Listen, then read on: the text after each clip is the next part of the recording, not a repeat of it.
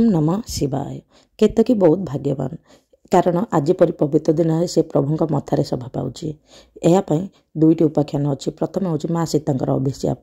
माँ सीता केतकी को अभिशाप देते कहीं जिते माँ सीता पिंडदान करते से केतकी को साक्षी रखी मो पिंडदान कर साक्षी हो तुम्हें, किंतु जिते प्रभु रामचंद्र आसते केतकी साक्ष्य देवाक मना कर देता। किंतु प्रभु रामचंद्र तो सी तो सबकि जानती। से कहले केतकी मिछ कहूँ मु जानी आपण पिंडदान कर माँ सीता पूरा रागी जाइए केतकी फूल को अभिशाप देते। किंतु पर जिते केतकी तार निज भूल बुझी पार्थिला पुणी थे कहले कि शिवरात्रि दिन ही तू प्रभुंर मथारे शोभा पाइबू, प्रभु देव महादेवंकर मथारे शोभा पाइबू। द्वितीय उपाख्यान अनुसार जितेबाला गोटे दिन प्रभु ज्योतिर्लिंग रूप प्रकट होते तांकर आरंभ और अंत किए भी जापर नथिले। सही समय विष्णु और ब्रह्मा ऊर्ध्वमुख हो गले कारण से रजमुखर रजगुणर अधिकारी और विष्णु पातालपुर सहित पातालपुर को आसिले बराह नृसिंह रूप आसिले। किंतु से बहुत दूर गलापर थके जाकि बसी थे। किंतु यही समय जो ब्रह्मा ऊर्ध्वमुख गति करते गोटे केतकी फूल को स्वर्ण केतकी फूल को देखिले।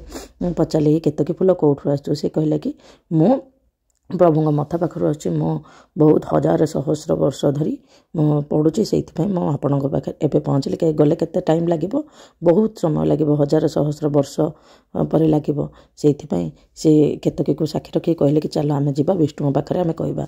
से विष्णु पाखे कहले कि किंतु जितेबाला विष्णु जितेबाला पचारे आसिल तो ब्रह्मा ये कहले कि ना मु शीर्ष को जाकि आसी से केतकी कहले ना ना मो केतकी सत कथा कहले से ब्रह्मा पूरा रागी जाइए कहले कि वो कौन जितेबाला केतकी कहले कि ना ब्रह्मा मिछ कहते ब्रह्मा ताको अभिशाप देले तुम शरीर कंटकित हो जाओ वो तुम पूजा न पाओ।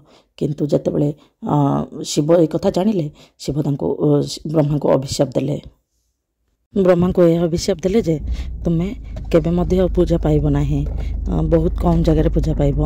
वो आउ जेहेतु केतकी ठीक कही प्रभु विष्णु को निर्देश क्रमे प्रभु महादेव कहले कि जहाँ हो ना कहीं तुम फूल बहुत सुगंधित आउ तुम्हें न्याय से अभिशाप न काटी पारे तुम्हें शिवरात्रि दिन मोहर अत्यंत प्रिय हम, तुम परि भाग्य और कहार हेब नहीं।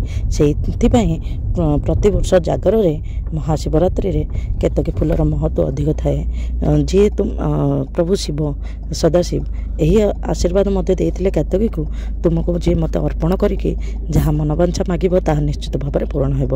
यह केतकीर कथा। जय जगन्नाथ।